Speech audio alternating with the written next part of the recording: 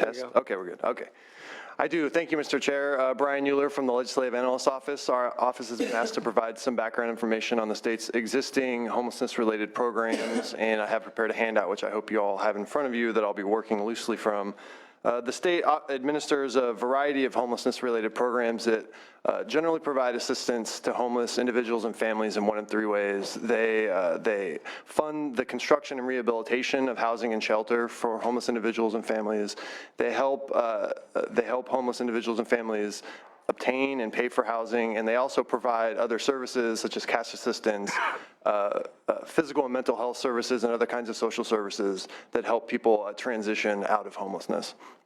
These programs are administered by a variety of state agencies, including the Departments of Housing and Community Development, Veterans Affairs, Social Services, and Healthcare Services, as well as the California Tax Credit Allocation Committee and California Housing Finance Agency. The programs are funded from a variety of federal, state, and local sources, and the funding can vary quite a bit from year to year, often depending on one-time allocations from bond funds and other sources. In recent years, in total, all these expenditures on all these programs for homeless-related services is generally in the few hundreds of millions of dollars per year. Voters have approved some of the major funding sources for these programs. Since 2002, three major bond proposals have been approved by voters. You have Prop 46 in 2002, Prop 1C in 2006, and Prop 41 in 2014, which approved a total of $5.6 billion in funding for affordable housing, including housing for homeless individuals and families. And it is important to note here that the vast majority now of Prop 46 and 1C funds have been spent. Another major funding source approved by voters is the Mental Health Services Act, which we've heard a lot about. It's also known as Prop 63 of 2004, and it established a personal income surcharge on high-income earners to expand services for folks experiencing mental health issues. Total annual revenue from this surcharge ranges from under $1 billion to nearly $2 billion. And that has been fairly consistent, if not growing every year? Given that it's an income tax on high-income earners, it's fairly volatile. As you've heard in a lot of your other discussions about sort of the volatility of capital gains and income from high-income earners, that applies here as well. So then turning to page 3, this provides some information on the first subset of programs I talked about, which is programs that help fund the construction and rehabilitation of housing and shelter. And a few overarching comments.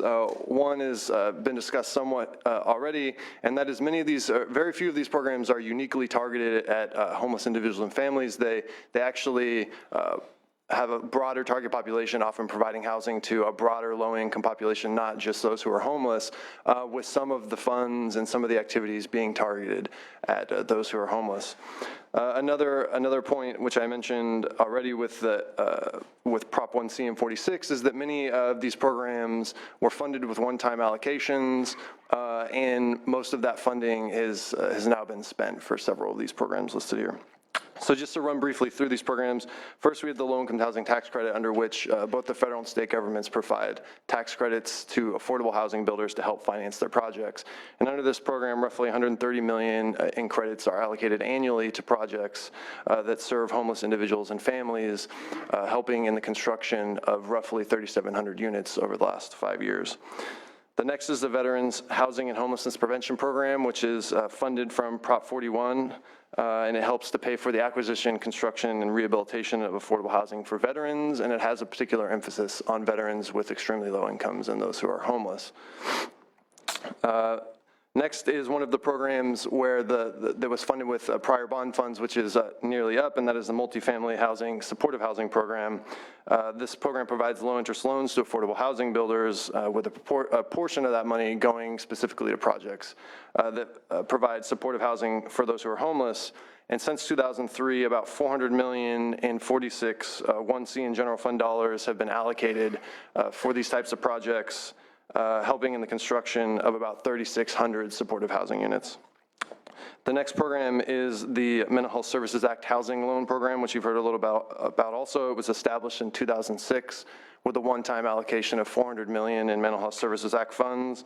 And it's also a loan program that helps fund the acquisition, construction, and rehabilitation of supportive housing for individuals with mental illness and who are homeless or at risk of being homeless. And since 2006, about 2,200 supportive housing units have been funded through these allocations.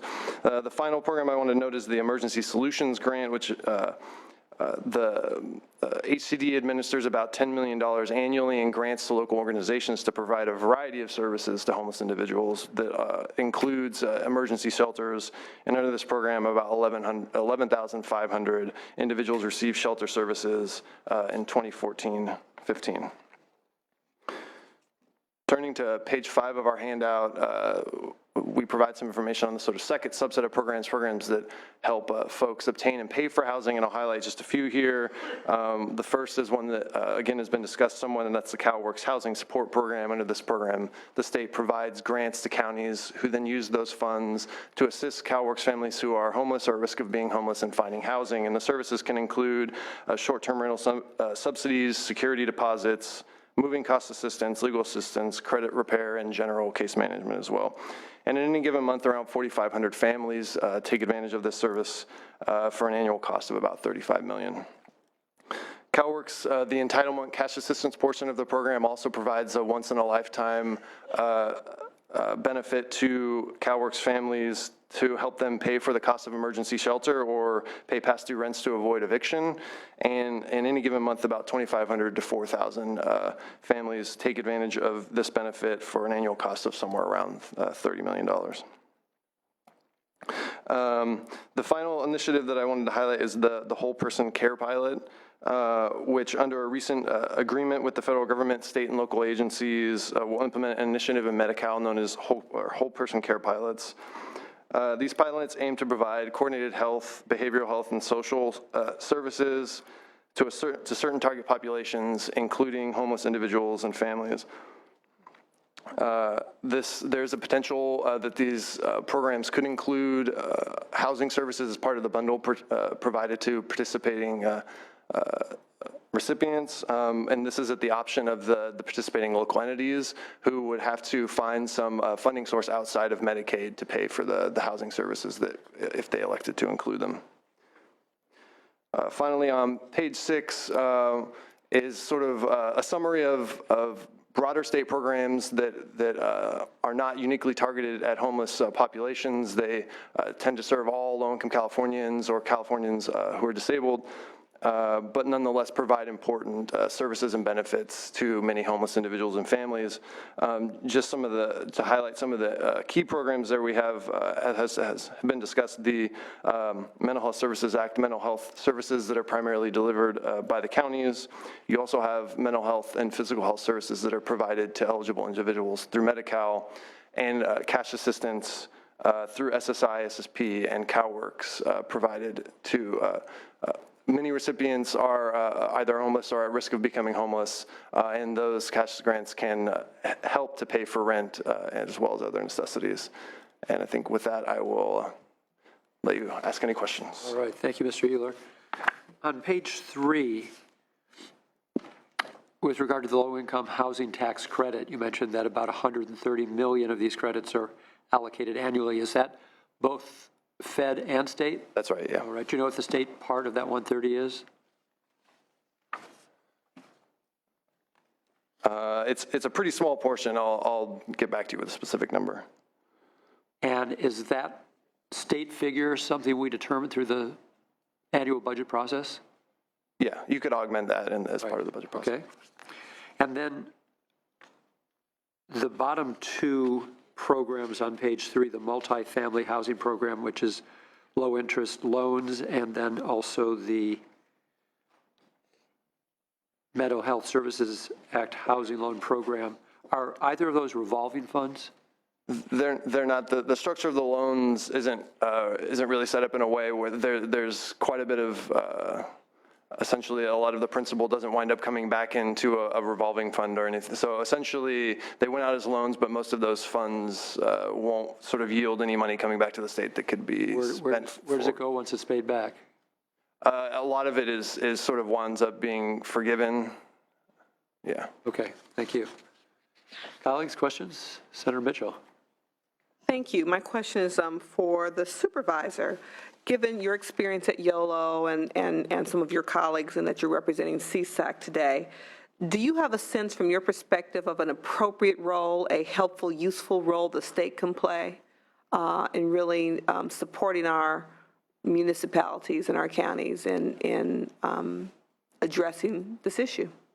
You know, I think the one thing that sort of I've heard throughout the conversation, and I've heard from my colleagues throughout the state, is I think, you know, every county, as you know, is very unique, and each community has its own sort of challenges. And so I think the notion of sort of these broad brushstroke policies really hamstring communities from addressing it how they think, within reason, how they think is best. And so I would say maximum flexibility initially.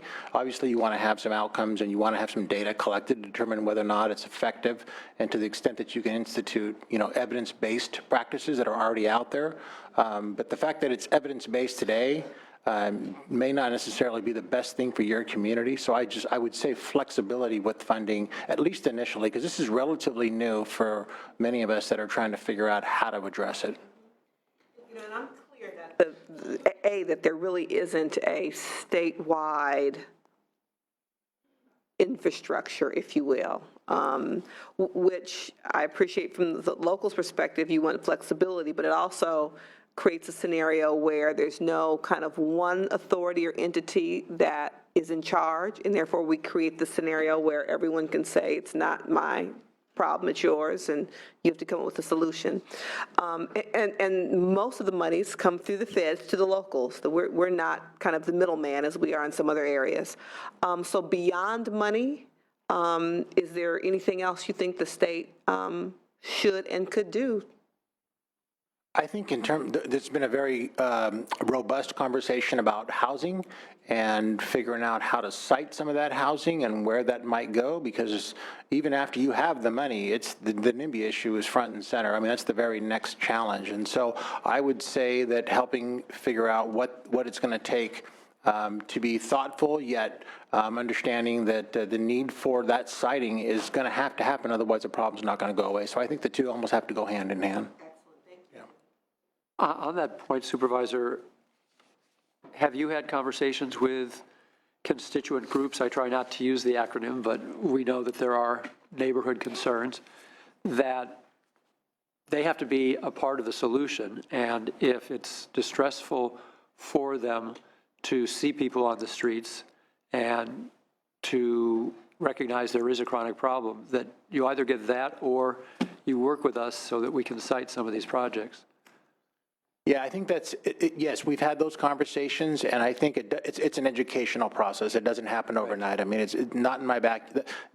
Just do it somewhere else is a very simple, easy sort of solution. But I think educating folks about the reality and, frankly, instituting a series of practices so that you don't have folks loitering, and you don't have some of the examples that were shown just on KBIE last night in other municipalities where there are really bad examples, and that's what gets etched in people's minds is going to happen in my neighborhood. What isn't emphasized are the good examples, and so it's an educational process to make sure that folks Spelling myths. Absolutely, because it's that fear works. Right. Right. Senator Nielsen. Miller, do you know how much unexpended Prop 41 money is still around? You put out some 60 million plus last year. Is there quite a bit of that money yet around? Yeah, so there was $570 million allocated for the housing programs, or for construction rehabilitation specifically, and only one phase of funding has been awarded thus far and allocated, and that's the $63 million reported here in the Well, handout. there's quite a bit yet to go. Yeah. Any limitation on how much we'd allocate in any given year, or is that at our discretion? I think it's, well, there's sort of some practical limitations. You've got to in terms limit, of- it's the bond letting, how much the treasurer can put out. I think more of the limitation is sort of how many grant proposals ACD can review in a given year and award funds for. All right, thank you. This year, it was 63 in 2015, and I think it's 75 over the next award phase that they're working on right now. Any other questions, colleagues? In that case, thank you, Supervisor. Thank you, Mr. Euler, very much. I know you gave up your day to be with us, so we appreciate that very much. Happy to. Thank you. Thank you. I would imagine we have a few folks who might be interested in sharing with us some public comments, if you could line up.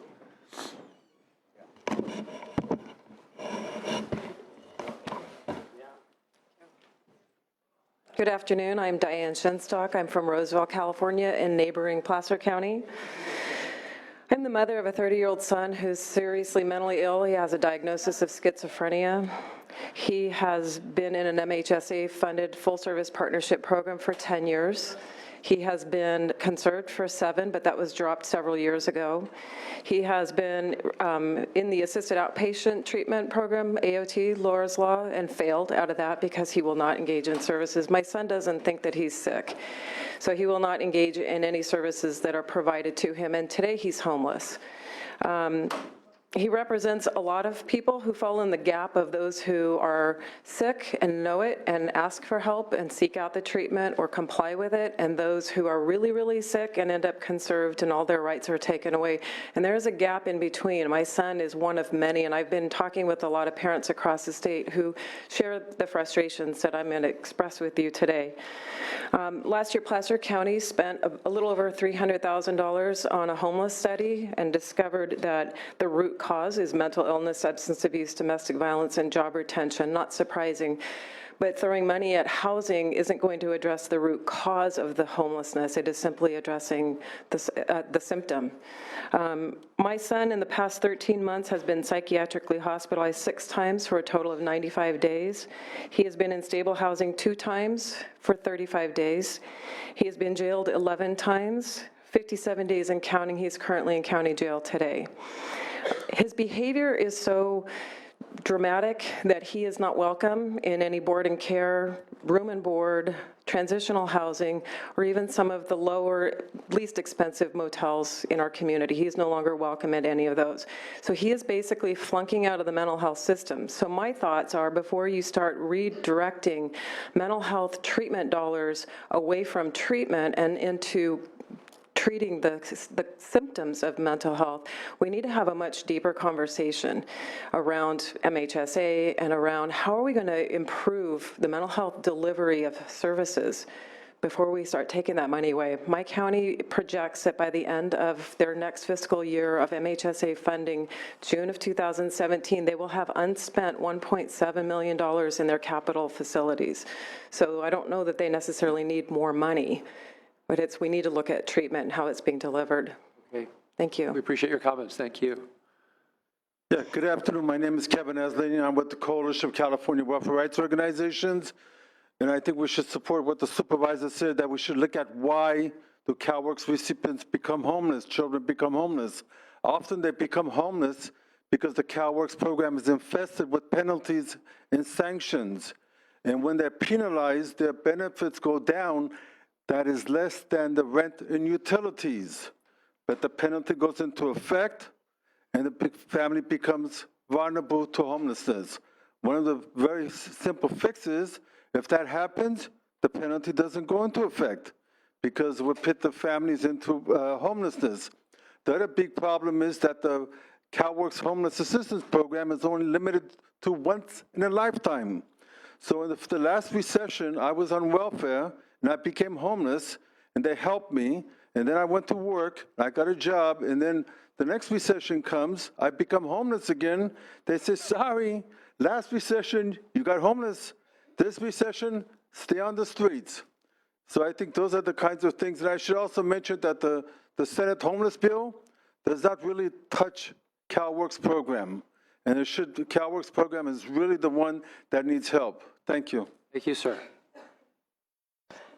Good afternoon. Kirsten Barlow with the County Behavioral Health Directors Association. Just wanted to offer a couple of comments, not to be redundant, of the great testimony that you've already heard today. First, I will give to the sergeants to share with those of you up in the panel, and we have copies at the back table of 10 principles that our association has identified to help guide our advocacy this year related to housing and homelessness.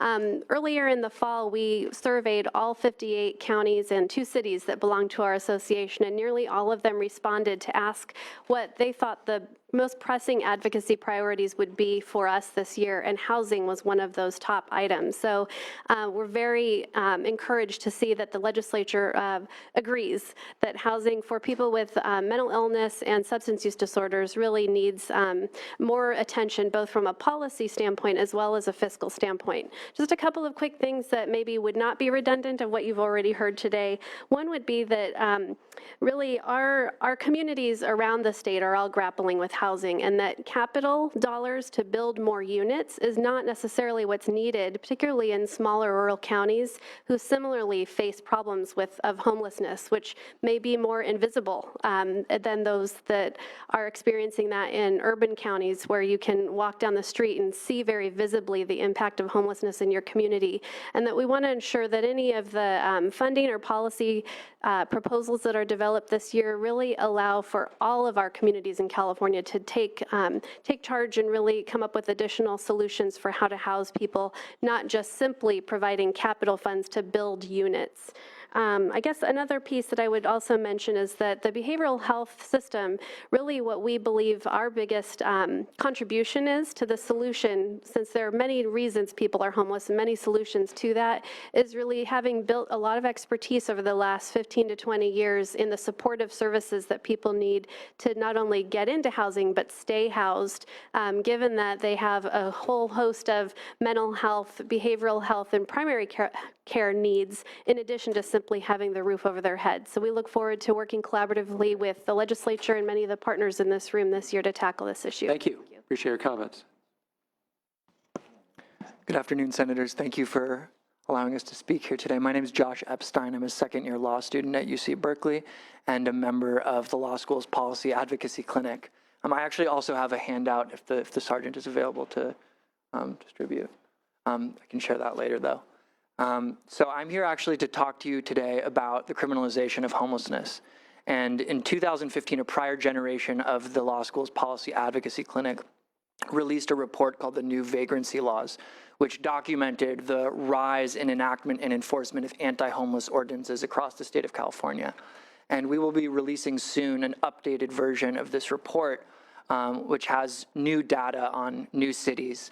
And what we've found is that the enactment of anti-homeless ordinances continues to increase. There are now, across 78 cities that we've examined, 787 anti-homeless ordinances across 4 categories that we've identified.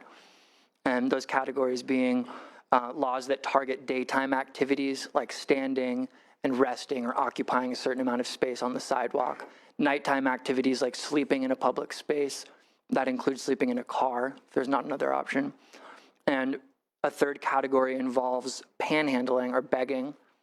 The final category involves laws that target food sharing. So what we've seen is the trend has continued to rise in the enactment of such ordinances, and mirroring that trend is an increase in the enforcement of anti-homeless ordinances, anti-homeless laws as well. And we have data actually from the FBI's Uniform Crime Reporting Program that shows that arrests associated with vagrancy, which is a term that the FBI uses to categorize a bunch of different state penal laws, continues to rise. And for an example, in the year 2000, there were 3.5 thousand arrests associated with vagrancy. In 2014, that number climbed to 8,000, which is an increase of roughly 133%. And so we want to make sure that you're aware of these trends, that they continue to rise, and that, as Senator Steinberg mentioned, although $2 billion in housing is a wonderful step, there are many people who are still going to be on the streets after that, and they're faced with an increasingly hostile environment. So we feel that addressing criminalization should be part of the picture. Thank you, Mr. Epstein. It's a voice we hadn't heard yet today. We really don't establish dialogue. Yeah. Okay, thank you, Mr. Epstein. Good afternoon, Mr. Chairman, members. Jason Ryan, League California Cities. Thank you very much for having this informational hearing today. I believe it's the second one we've had this week. It's really important, I think, not only to recognize the issue, but many of our cities are seeing this, firsthand. I mean, it's reaching crisis level in many of our communities, and it's uplifting to see that the state is now going to potentially step in and provide significant resources. And we've heard from a lot of the panelists asking, and Senator Mitchell asked in particular, asked, what do we need at the local level? level? What sort of help can the state provide? And we formed a task force earlier this year to look at homelessness and how can we, at the local level, help address it. And really, we heard two things, and I think the supervisor from Yolo County mentioned it, but just to underscore it, I mean, funding obviously is key, but also flexibility. I think between today's hearing and then the hearing on Monday, we really haven't heard folks say we need new programs, we need to expand existing programs. Really, it's, we need funding and flexibility within those existing programs. So at the League of California Cities, we certainly want to work with the legislature and the pro tem on his proposal. We think that it's a great, first step. $2 billion is significant funding that we haven't seen in many, many years.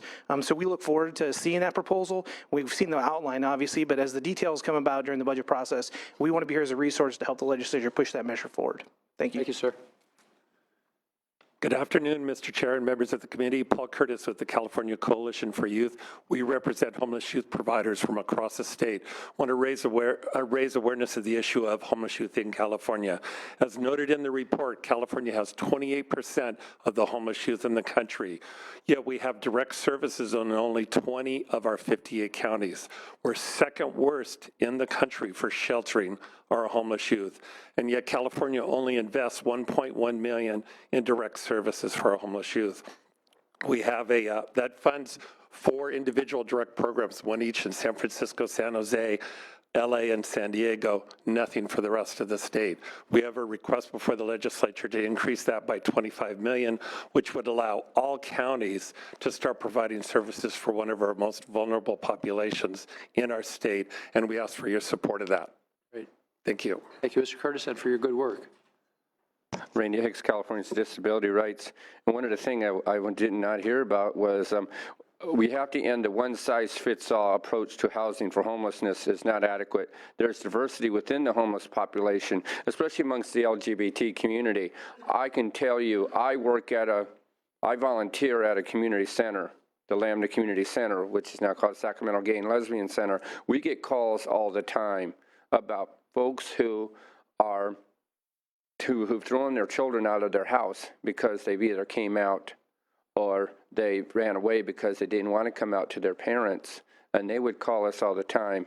The Wynn Youth Center has only so many resources. We need to have more centers like the Wynn Youth Center where we send LGBT folks, young kids to there, so they're not on the streets. With the other thing that we also have is a lot of homeless folks who are on the streets and they're hustling.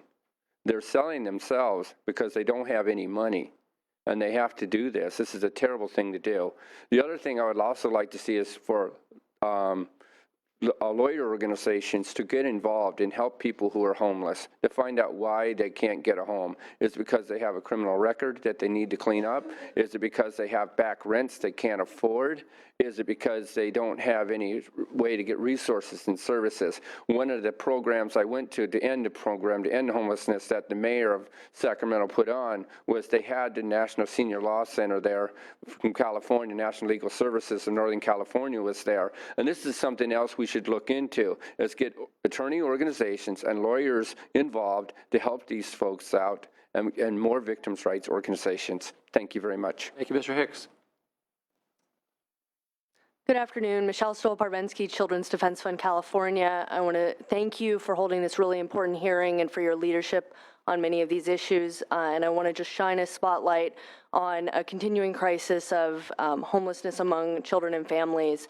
We have 4% of students in California who experienced homelessness during the 2012-13 school year. So if you think about that as a 1 in every classroom of 24 children on average, experiencing homelessness during that year. And we know homelessness is devastating for everybody, but particularly for children when we're looking at the research that shows that they're at risk for developmental delays, for poor health, for low academic achievement. So we think that this really needs to be a key priority, and appreciate your focus on it. And I'll also just highlight again that the importance of focusing on prevention and looking at the fact that we need to be addressing poverty as a key part of addressing homelessness. And so that means, in addition to ensuring that we have access to affordable housing, also looking at our CalWORKS program and improving grant levels there, and also looking at other solutions like increasing the minimum wage and other solutions. So thank you again for your leadership. We thank you. Senator Leno, members of the committee, Mike Carroll with the Western Center on Law and Poverty. I didn't coordinate with Michelle on my comments, but it will sound like we did. I want to talk a little bit too about another aspect of the work, and it's in part addressed in the No Place Like Home proposal, which is the issue around SSI advocacy. And it really goes to this issue about income, because at the bottom for many, many homeless persons, the challenge really is that there's a gap between what people earn and what they can afford to buy and on the private market for housing. And to the degree to which we can raise incomes for persons and get them to a place where they can actually afford housing, they're not going to be homeless as much. Now, there's more solutions beyond that. We need permanent, affordable housing for them. We really want to encourage this committee to take seriously these proposals for doing SSI advocacy, and in particular for people who are frequent users of government services like hospitals. And I would also note for people who are mentally ill or disabled in the AB 109 population. These are folks who cost our government a lot of money to house or to have hospitalized. And if we can get them onto SSI, get them into a housing situation right away so when they leave a hospital or leave a jail, they're never homeless. Then when they get their SSI grant, we can get them into a better housing situation if we can then get them into permanent housing. This is a really key part. LA, Alameda, San Francisco are doing very innovative programs where they're actually giving increased revenue or funding for folks to get them into housing immediately. And then when their SSI check gets approved by the federal government because of the advocacy that we do, we're able to take those retroactive SSI payments and reimburse the housing fund so we can use it on another person. So I think this is a very innovative approach, and it's an interim step that we need to do. We need to get people's income levels out, and we need to get them into housing right away. So then when that permanent affordable housing unit comes along, they're in that place where they can move into that and take advantage of it. There are many other issues here. This has been a very robust discussion today, but I did just want to bring this particular issue to your attention. Thank you. Thank you, Mr. Harold.